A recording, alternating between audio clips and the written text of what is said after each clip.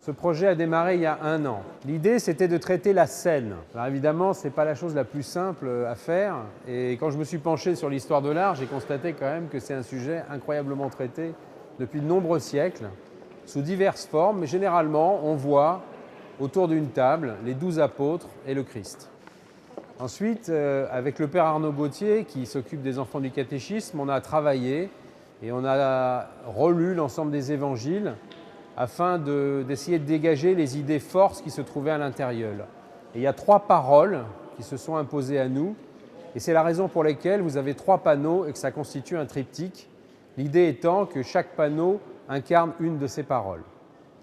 Le sens de lecture est le sens tout à fait traditionnel occidental, c'est-à-dire de gauche à droite et de haut en bas.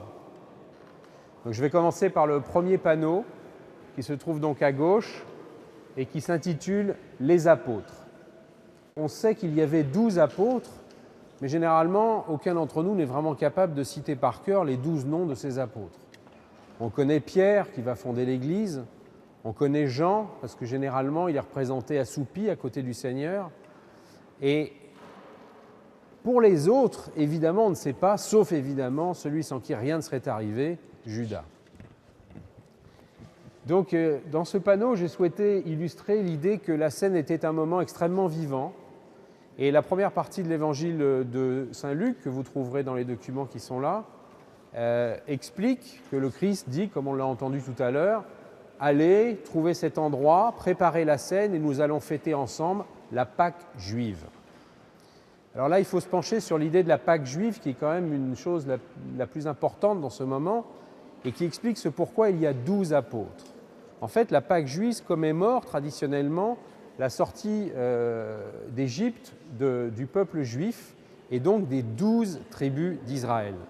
Et la raison pour laquelle on ne se souvient pas toujours du nom de tous les apôtres, c'est parce que le nombre, semble-t-il, le plus important, c'est qu'ils soient 12. Et d'ailleurs, après le suicide de Judas, immédiatement, Pierre, se penchant dans les Écritures, aura l'intuition qu'il est nécessaire que quelqu'un prenne la charge de Judas et se substitue à lui, et ce sera Matthias. Donc dans ce tableau que j'ai traité de façon quasi cinématographique, qu'est-ce que j'ai fait? Je me suis mis dans ce moment très particulier du catéchisme où les enfants font une petite pause et ont une collation.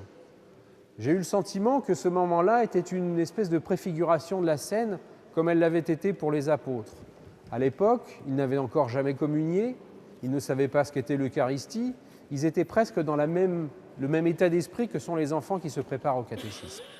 Même si certains d'entre eux ont déjà, entre guillemets, la possibilité de le faire, la majeure partie d'entre eux sont en train de découvrir ça. Et donc je me suis simplement mis contre le mur et j'ai photographié, sans aucune mise en scène, ce qui se passe à ce moment-là. Alors au début, il y a une table qui a été préparée, sur laquelle on a mis du pain, donc vous voyez les 2 baguettes, un peu de sirop Tesser et des choses dans ce genre-là. Eux, évidemment, n'ont pas le droit au vin. Et puis, ça se passe. C'est un moment extrêmement convivial, comme a dû l'être cette scène, qui était un repas entre amis.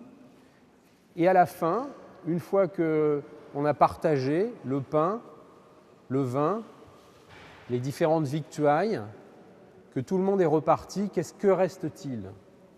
Et il reste évidemment le mystère de l'Eucharistie. Et c'est ce pourquoi j'ai représenté à la fin la patène et le calice, qui sont le symbole de ce moment très particulier de la scène. Ensuite, on va parler du panneau central.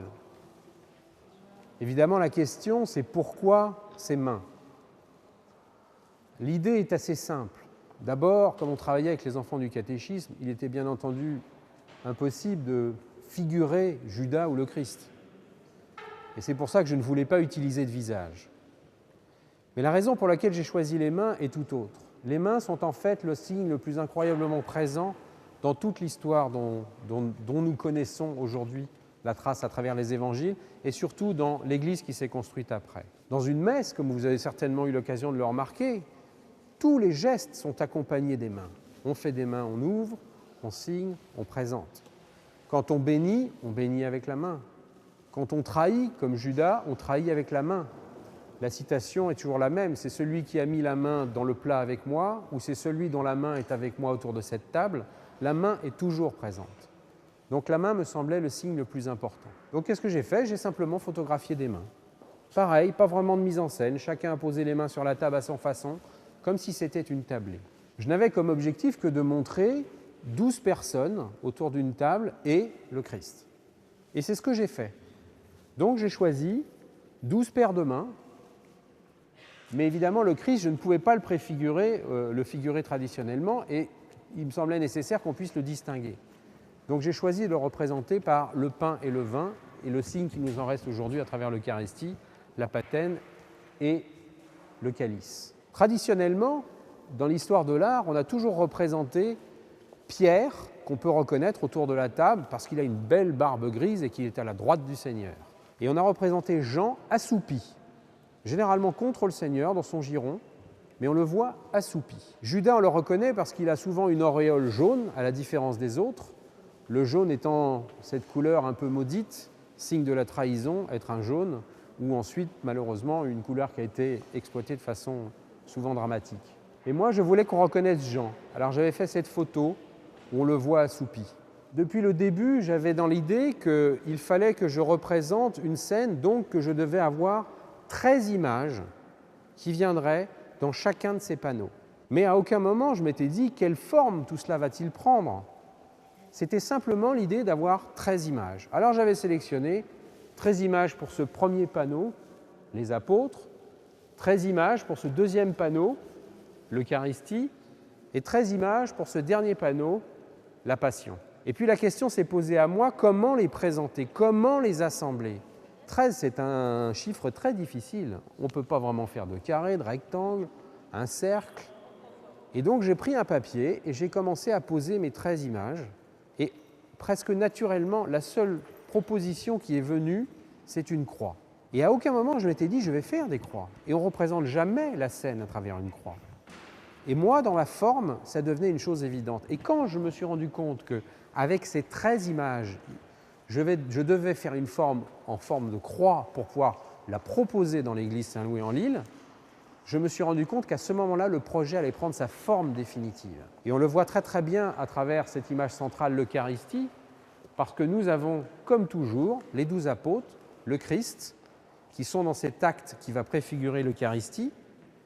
Et qu'est-ce qui se passe? Parce que je dois le présenter en forme de croix, eh bien, on voit autre chose, on voit un Christ crucifié. Ça nous amène tout naturellement au dernier panneau que j'ai intitulé « La Passion ». C'est peut-être le panneau le plus mystérieux, le plus étrange. C'est le moment où le Christ annonce que l'un d'entre vous va me trahir. Et tous se posent la question, est-ce moi? Serait-ce moi? Et évidemment, ça ne peut pas être eux. Mais ils se posent cette question. Et je trouvais plus intéressant de garder la question que de traiter spécifiquement le cas de Judas.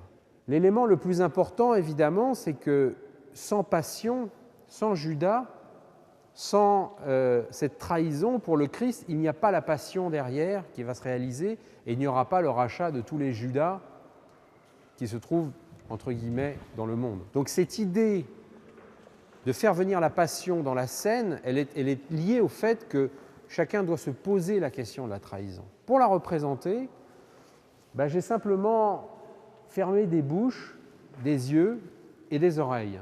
Parce que d'une certaine façon, ne rien dire, ne rien voir, ne rien entendre, c'est être aveugle, sourd et incapable de répéter la parole de Dieu. Et d'une certaine façon, le Christ est venu sur terre pour justement nous guérir de cette maladie. Là, en l'occurrence, ce n'est pas vraiment moi qui parle, c'est plutôt le Père Arnaud Gauthier, mais je me permets de le citer parce que c'est évidemment le sens profond de ce panneau. Nous avons photographié les enfants qui ont participé à l'aventure avec nous dans le cadre du catéchisme. J'ai photographié les séminaristes, les pères de la paroisse, donc d'une certaine façon tous les membres vivants de cette paroisse. Et là, ça me permet de vous parler à nouveau l'histoire de l'art, parce que dans une église comme celle de Saint-Louis-en-Lille, on voit de très très nombreux tableaux partout, de représentations, des vitraux, et les gens qui sont figurés sur ces tableaux, on ne les connaît pas. On a l'impression qu'ils sont choisis un peu par hasard ou qu'ils ont été là. Or, en l'occurrence, on sait qu'à l'époque, les artistes figuraient leurs contemporains, leurs parents, leurs amis. Et d'une certaine façon, c'est évidemment la même chose que nous avons fait aujourd'hui en montrant des gens que vous pouvez croiser dans la rue dans l'Église qui vous sont familiers de visage et autres, parce que c'est ça la vérité de l'art vivant. C'est qu'en fait, nous sommes contemporains de cet art-là, et tout ce qu'il y a autour de nous, on ne connaît plus les gens, mais en fait, ils ont tous existé d'une façon ou d'une autre.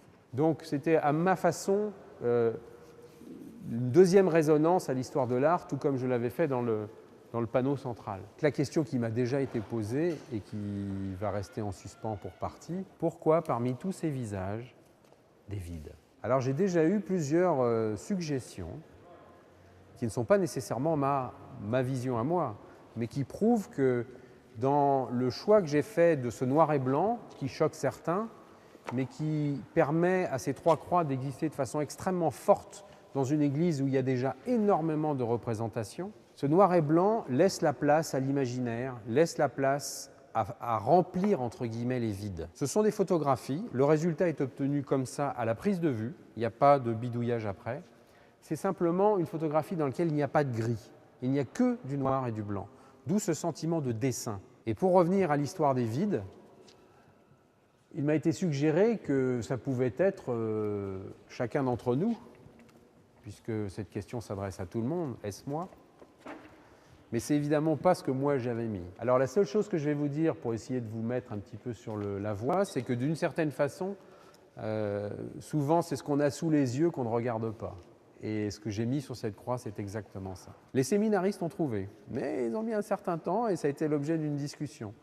Et comme le projet du père Pelletier et Gautier, ce n'est pas autre chose que de créer un dialogue entre vous et nous autour des évangiles, eh bien, j'espère que ce triptyque de la scène permettra de le réaliser. Merci à vous.